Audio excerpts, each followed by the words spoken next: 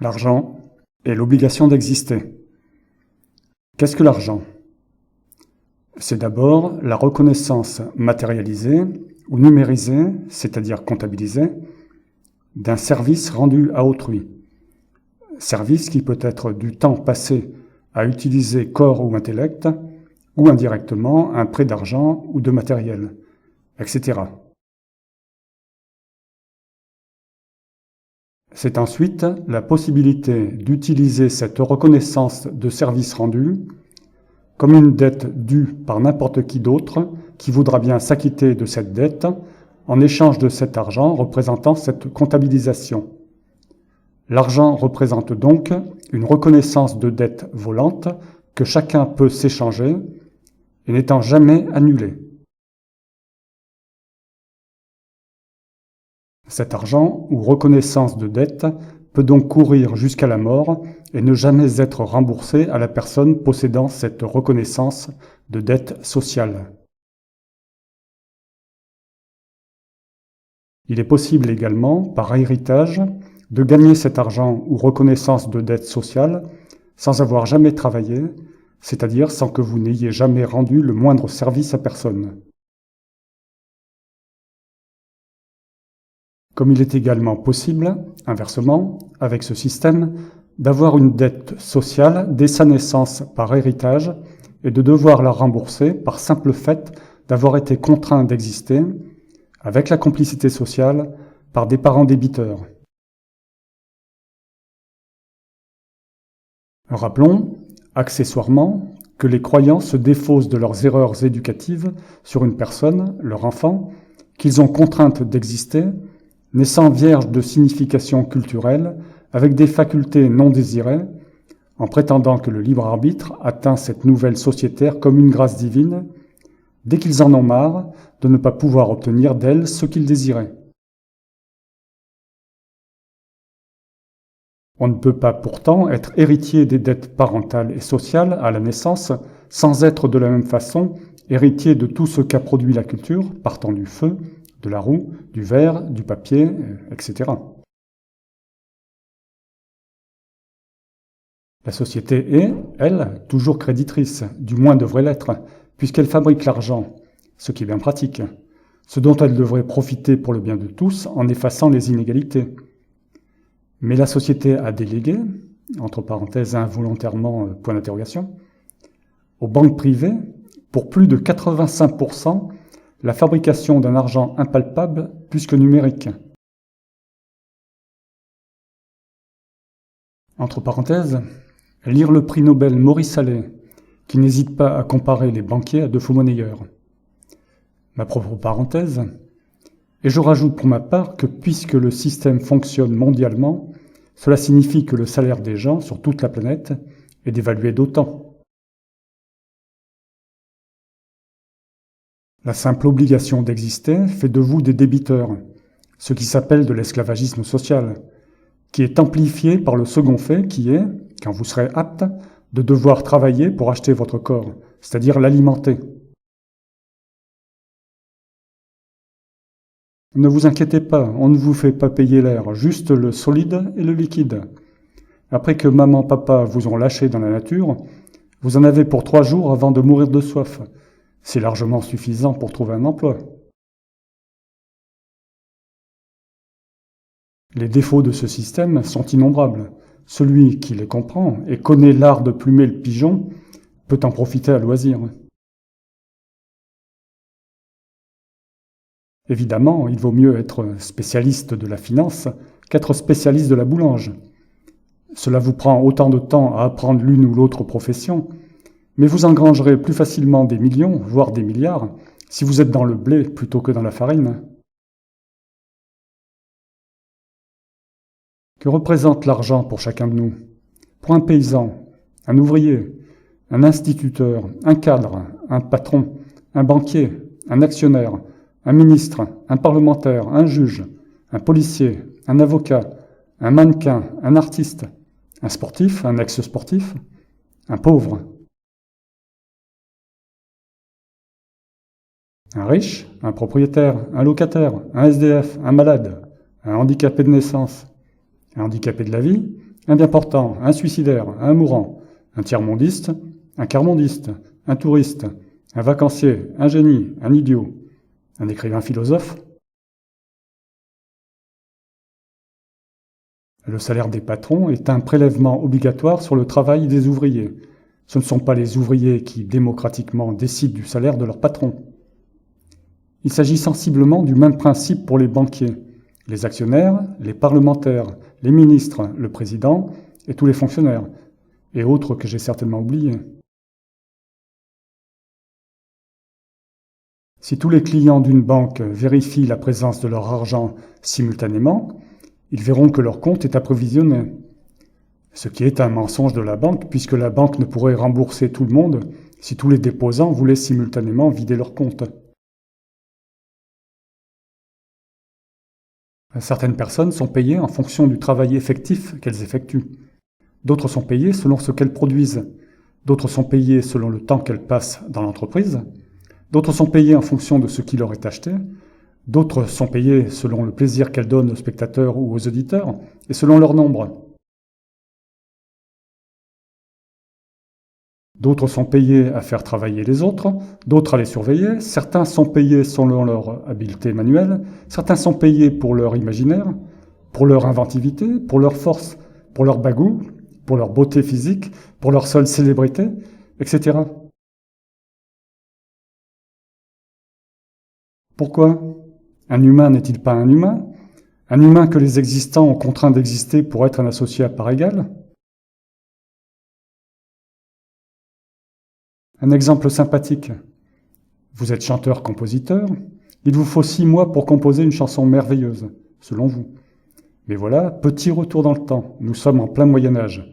Le ménestrel que vous êtes court de château en place de village, et gagne sa bectance au jour le jour, et piote dans les écuries. Temps moderne. Vous imprimez votre chant sur 1000 DVD, les distribuez dans le commerce, et si ça marche, vous en imprimez 1 million. Et pourquoi pas 7 milliards ? Vous avez fait le même boulot que le ménestrel, mais l'avez multiplié comme les petits pains. Vous êtes Jésus-Christ, le fils du Dieu de la chanson. Pourquoi vos 6 mois de labeur valent-ils plus que les miens, moi qui suis boulanger ? Tout ça simplement parce que vous êtes capable d'imprimer le résultat de votre travail. Entre parenthèses, ce n'est pas votre travail que vous répétez. En autant d'exemplaires que vous le désirez. Et ce n'est même pas vous qui faites le job éreintant de multiplication, au contraire du boulanger. Il y a encore plus rentable, même plus besoin de fabriquer de disques. Vous chantez ou jouez au foot à la télé, et vous êtes payé selon l'audimat par la SACEM ou équivalent. N'est-elle pas belle l'arnaque ? Pourquoi envoyer un mot dans 2000 oreilles ? Devrait-il valoir plus qu'envoyer un mot dans 2 oreilles ?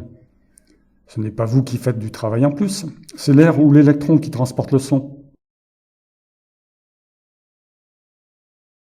L'argent ne représente pas que le produit visible du travail des gens, il représente aussi le temps que l'on passe à produire également des idées, ou autres formes invisibles et surtout non mesurables de l'activité humaine. Qui mesure ? S'enrichir, c'est appauvrir les autres. Et l'argent représentant le travail, c'est contraindre le pauvre à travailler de plus en plus pour obtenir le minimum vital. C'est donc en faire votre esclave. Il est facile de démontrer qu'enrichir des personnes, même sans en apparence rien y perdre soi-même, nous appauvrit inéluctablement. La progression de la pauvreté est aussi invisible et inexorable que l'avance de la petite aiguille de l'horloge, contrairement à l'avance de la richesse de quelques-uns, qui se voit aussi bien que la progression de la trotteuse de la même horloge. Par exemple, vous achetez votre place pour un spectacle, un match de foot, en étant parfaitement volontaire pour payer, sans vous endetter, et vous enrichissez le footballeur. En apparence, vous ne perdez rien. Mais où va l'argent du footballeur ? C'est pire que d'enrichir une personne à l'autre bout du monde. il y a très peu de chances que cet argent revienne dans votre circuit personnel. L'argent est l'aboutissement de la loi de Murphy en ce qui concerne les échanges entre humains. Et l'humanité elle-même est l'aboutissement de la loi de Murphy, ou loi de l'emmerdement maximum, produit par l'évolution. L'argent est un concept préhistorique. Il représentait probablement une sorte de troc, en fait la mémoire de ce troc. L'argent est maintenant une des causes premières de la misère humaine. Le concept a été totalement dévoyé. Il sert aussi bien à mesurer l'alimentation, la santé, le travail, celui de l'homme ou de la machine, que des objets. Et parmi ces objets, d'innombrables totalement superflus. Il sert aussi à mesurer le plaisir, la détente, les loisirs. L'argent est un concept qui sert aussi bien à mesurer le concret que l'abstrait. L'argent sert surtout à amalgamer le vital et le superflu, le réel et le virtuel. Pour changer le monde, il faut remettre ce concept à plat, peut-être le scinder en deux. Peut-être faudrait-il deux monnaies, une pour le vital et une autre pour le superflu, une qui mesure la vie et une qui mesure le frivole. La première serait une chose sérieuse et la seconde un jeu. Aujourd'hui, il n'y a que la seconde qui existe, mais beaucoup d'entre nous meurent de ce jeu stupide entre milliardaires. Mais, rétorqueront-ils, nous aussi avons été contraints d'exister, tout comme les pauvres couillons que nous plumons. Et puisqu'ils continuent de faire des enfants, c'est qu'ils acceptent d'être des jobards, sinon ils nous mettraient le marché en main, ou nous contraindraient démocratiquement. Diviser l'argent en deux types de monnaie, vital et superflu, est une hypothèse qu'il faut considérer par son côté éthique d'abord. Pour la justice, il faut l'appliquer, quelles qu'en soient les répercussions économiques sur le moment. Les dizaines de milliards de personnes à venir nous en remercieront. L'argent est un symbole qui s'est mis en place au sein de petits groupes d'humains. Très peu de gens habitaient sur Terre à l'époque de l'invention de l'argent. Aujourd'hui, ce symbole valable il y a très longtemps est utilisé sous une forme double par des milliards d'humains. Il pourrit la vie de milliards d'humains. Ce qui était valable dans la préhistoire ne l'est plus aujourd'hui. Il faut tout annuler et recommencer de zéro. Toute la gestion politique du monde est basée sur l'économie, basée elle-même sur ce symbole préhistorique. Il faut changer ça. L'argent symbolise le vital et le superflu à la fois, et ça n'est pas normal. On ne peut vendre ni acheter le vital. On ne peut vendre ni acheter ce qui nous représente, nous, notre vie. Ce riz, cette soupe, cette salade, dès qu'ils ont franchi notre bouche, c'est nous. Par habitude et parce que nous ne pouvons faire autrement, nous achetons une bague, un tableau, un DVD, un kilo de pommes, une pizza, avec la même monnaie. Nous allons même jusqu'à représenter le jeu par de l'argent, alors que des gens crèvent de ne pas en avoir. La télé nous divertit avec des jeux d'argent. C'est immonde. C'est de l'esclavagisme aveugle. Nous ne nous rendons même pas compte de notre bêtise quand nous faisons ce geste immoral de confondre le superflu avec le vital. L'argent représente le travail des personnes, et la liberté de chacun s'arrête où commence celle des autres. S'il y a bien quelque chose qui doit être contrôlé, c'est l'argent. Le libéralisme monétaire est le leitmotiv des esclavagistes. Pourquoi les riches auraient-ils des complexes à s'enrichir davantage, puisque vous persistez dans la reproduction en masse pour leur fournir des esclaves? Évidemment, tant que les pauvres se reproduiront, ils donneront raison aux riches. Car se reproduire, c'est accepter les règles du monde dans lequel on vit, en les imposant à une personne qui n'a même pas demandé à exister, et qui devra supporter ces règles débiles que vous lui imposez, vous le pauvre, en le contraignant d'exister. Lui, votre propre enfant. Entre parenthèses, est-ce assez clair ? Il n'y a pourtant aucune raison qu'il y ait des pauvres, puisque l'argent est public, fabriqué par l'État, et que nous sommes obligés d'exister, donc contraints de nous alimenter quotidiennement, ce qui est connu de tous, et bien entendu du gouvernement, qui est en charge de la gestion sociale, donc des nouveaux entrants.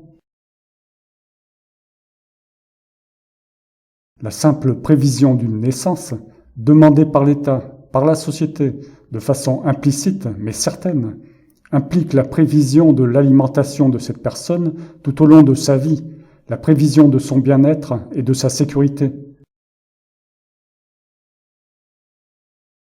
L'argent, qui représente alimentation, bien-être et sécurité, doit être disponible pour chaque individu sans qu'il ait à le demander, puisqu'il a été contraint d'exister. Aujourd'hui, il n'y a plus besoin de contraindre par la force les gens à travailler. Il n'est plus nécessaire de leur dire. L'argent muet a remplacé la dictature vociférante. Si vous voulez manger, si vous voulez de l'argent, travaillez. Il n'y a plus d'endroit où vous pouvez vous installer gratuitement pour vivre, vous abriter et cultiver votre parcelle. Vos parents le savent. Vous ont-ils préparé votre part de berceau-terre avant de vous obliger à exister? Est-il sain et propre, ce berceau? Est-il hygiénique? N'est-il pas dangereux? Car savez-vous que la mise en danger de la vie d'autrui est un délit, et un crime quand ce délit conduit à la souffrance et à la mort? Vous, l'enfant de vos parents criminels, vous êtes autrui.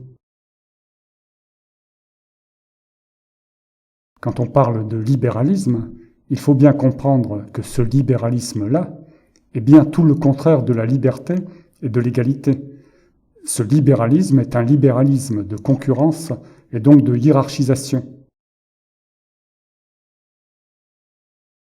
Même si nous partions tous à peu près sur le même pied d'égalité à la naissance, il est impossible qu'il y ait une place de milliardaire pour tous, qu'il y ait une place de président pour tous, qu'il y ait une île paradisiaque pour tous. Nous ne sommes pas dans un système méritocratique, mais dans un système aléatoire, entre parenthèses, loterie de la vie, et martingallocratique, c'est-à-dire que si vous avez la chance d'avoir des parents aisés, ou si vous avez la chance de tomber sur la martingale qui vous permet de découvrir comment soutirer le maximum des autres, eh bien, vous avez gagné au jeu de la vie sociale humaine. L'argent semble un mal nécessaire pour échanger le travail. Mais est-il vraiment nécessaire? Pourrait-on conserver l'argent comme système d'échange du travail et supprimer le capitalisme, c'est-à-dire comment supprimer les faiblesses de ce système de calcul des échanges et faire en sorte que les calculateurs profiteurs soient exclus ou contrôlés, comme ils le sont dans les casinos quand ils sont repérés. Quand l'argent est manipulé comme une marchandise virtuelle, on oublie qu'il représente le travail. Comment ne pas l'oublier? Comment faire en sorte que l'accumulation de l'argent soit considérée comme ce qu'il est, c'est-à-dire de l'esclavagisme indirect et caché? Si l'ensemble de la société humaine est considéré comme un casino par les millionnaires et les milliardaires, eh bien faites comme dans les casinos. Excluez ceux qui trichent et ont trouvé une martingale. Interdisez la triche, la chance, l'héritage, la martingale. Interdisez l'enrichissement, qui n'est ni plus ni moins que de l'esclavagisme, crime imprescriptible contre l'humanité. Toutes les taxes sont des impôts sur le revenu. La TVA réelle sur un produit est fonction du revenu des personnes. La TVA est une taxe progressive sur le revenu. Entre parenthèses, progressive, contraire de dégressive, mais qui est le contraire du progrès social. Si votre salaire est de 1 000 € et que vous achetiez un objet de 5 000 €, une TVA de 20% vous coûtera 100% de votre salaire, ce qui est la véritable taxe sur votre revenu.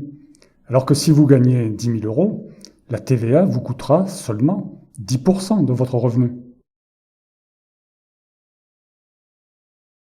Normalement, les impôts, disent-ils, ne doivent pas être confiscatoires. Mais qui vous oblige d'acheter à manger et de l'eau, mais aussi de l'électricité, du gaz et de payer un loyer et des charges qui vous reviennent à plus de 80% de votre salaire ou votre retraite? Personne. Quand vous avez compris que vous deviez travailler pour vivre, pourquoi ne vous êtes-vous pas suicidé?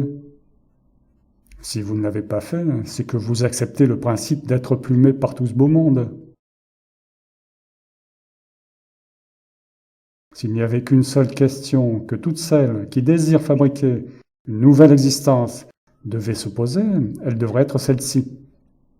Maintenant que j'ai fabriqué un être souffrant, comment défaire la souffrance?